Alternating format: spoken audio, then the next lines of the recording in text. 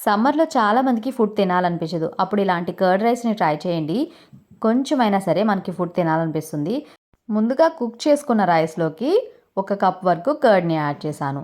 Rice quantity బట్టి కర్డ్‌ని add చేసుకోవాలి. So, 2 cups వరకు రైస్ అండి. సో, ఒక కప్పు కర్డ్‌ని యాడ్ చేశాను నేను. ఒకసారి బాగా మిక్స్ చేసుకొని, అందులో చిన్నగా తరిగిన ఆనియన్స్, పచ్చిమిర్చి, కొంచెం మిరియాల పొడిని వేసుకొని, ఒకసారి బాగా మిక్స్ చేసుకొని పక్కన పెట్టేసుకోండి.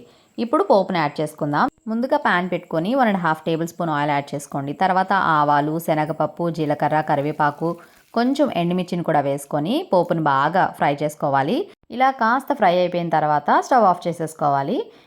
ఇప్పుడు మనం ముందుగానే మిక్స్ చేసి పెట్టుకున్న కర్డ్ రైస్లోకి సాల్ట్ని యాడ్ చేసుకోవాలి. సాల్ట్ వేసుకున్న తర్వాత పోపును కూడా వేసేసుకొని ఒకసారి బాగా మిక్స్ చేసుకొని సర్వ్ చేసుకొని తినండి. చాలా బాగుంటుంది. కర్డ్ కాస్త చల్లగా ఉంటే ఇంకా బాగుంటుంది.